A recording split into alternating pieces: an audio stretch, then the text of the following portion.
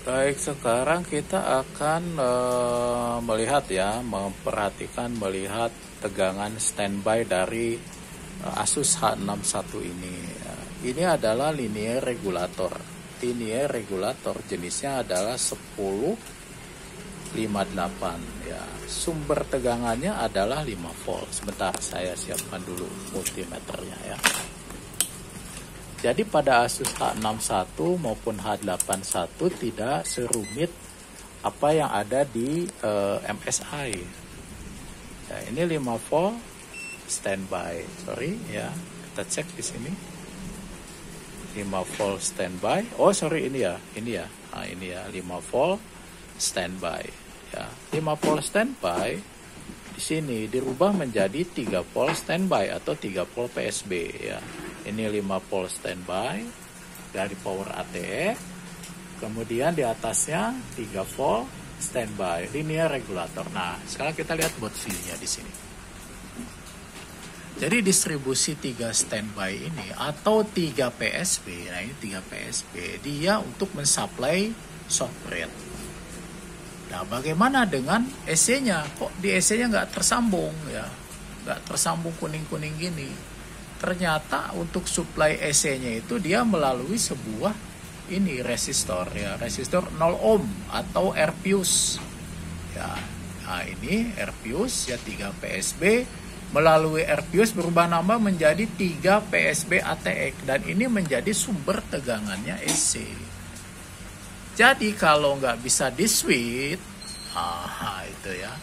Jadi kalau nggak bisa di switch atau 52-nya hilang karena pesus SLP susnya 0, itu cek dulu suplai tegangan yang menuju ke EC-nya, bro ya, yang menuju ke EC-nya dicek dulu dapat suplai nggak.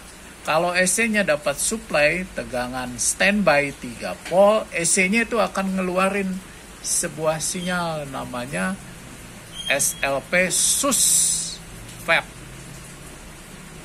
ya, nanti dia dikonversikan lagi menjadi slip sus. Nah, dia nanti keluar juga yang namanya SLP atau slip S5-nya ya. Nah, bukan S5 apa ya namanya ya, S5 tapi nilainya itu low dia. Nah, itulah yang menyebabkan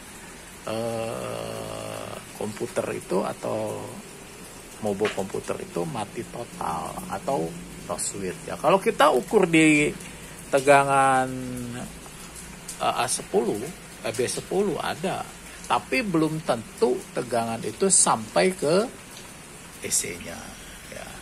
Yang jelas ciri-cirinya kalau slip susnya nggak hadir ya itu tandanya EC-nya belum hidup ya. EC belum hidup karena tegangan standby-nya belum ada ya. Itu cara memahaminya dari power standby pada sebuah motherboard berjenis H81. Bagaimana di arsitektur lain seperti MSI ya? Jelasnya berbeda. Di MSI tegangan EC-nya namanya 3 VAEC. Tegangan ke short bread-nya namanya bisa 3 volt dual atau 3 volt standby. Yang masing-masing penghasil tegangannya itu dihasilkan dari linear regulator yang berbeda. Dah jangan banyak-banyak teorinya, muntah lagi ya. Penting praktek dulu baru teori ya.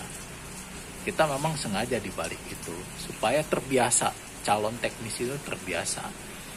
Bukan harus mendengarkan di papan tulis ya. Oke, nggak masalah sih, tapi jangan terlalu banyak ya. Nanti malah jadi amnesia. Oke, selamat siang, terima kasih.